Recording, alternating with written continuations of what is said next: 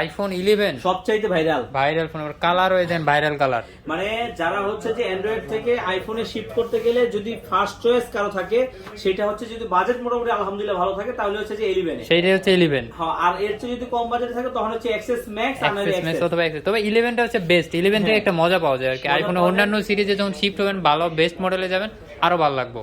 তো এইটা আসলে বলার কারণ আছে, কারণ ক্যামেরাম্যান এটা বলতেছে কি কারণে জানেন? কারণ ক্যামেরাম্যান কিন্তু 11 চালায়। 11 চালায় না, আসলে অনেক সুন্দর, আইফোন 11টা অনেক সুন্দর, খুবই অনেক সুন্দর, আবার দেখার মতো আসলে ভালো লাগে, কভার টাভার লাগাইলে খুব সুন্দর লাগে। তো এটা আজকে একটা অফার প্রাইসে দিয়ে দিচ্ছি যাতে সবাই নিতে পারেন, সবার জন্য যাতে বেস্ট হয়, ঠিক আছে? একদম বেস্ট সুন্দর একটা প্রাইস দিয়ে দিবেন। আজকে 29,000 থেকে 30,500 টাকার ভিতরে পেয়ে যাবেন 128 জিবি, যেটার ব্যাটারি হেলথ থাকবে হচ্ছে 80 থেকে 90 এর ভিতরে। 80 থেকে 90 এর ভিতরে একদম যেটাই থাকবে জেনুইন থাকবে, অথেন্টিক থাকবে। আর আপনারা চাইলে 3 টুলস কিংবা যেভাবে চান চেক করে নেবেন, কোনো সমস্যা নাই। সুপার ফ্রেশ কন্ডিশন থাকবে, একদম সুপার ডুপার। এগুলো নিতে হলে কোথায় আসতে হবে? আসতে হচ্ছে Dhaka Jamuna future park level 4 block A 43 আরবি গেজের। আরবি গেজের আসলে কিন্তু এই ডিভাইসটা পেয়ে যাবেন।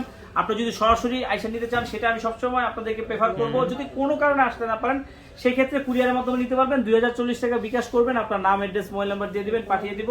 বাকি টাকা দিয়ে কিন্তু আপনি কুরিয়ার থেকে উঠে নেবেন। আর সরাসরি আসলে আমার জন্য বেশি ভালো, আমি আপনার সাথে আই কন্টাক্ট হচ্ছে, দেখার কথাবার্তা হচ্ছে, পরিচয় হইলো, আপনি সরাসরি টাকা দিলেন, নিয়ে গেলেন, আমি নগদ টাকাটা পেয়ে গেলাম। তো আমি কিন্তু কুরিয়ার দিতে চাই না, কিন্তু আপনার প্রয়োজনে যদি আপনি দিতে চান, সেক্ষেত্রে সেই ব্যবস্থাও আছে আমাদের কাছে।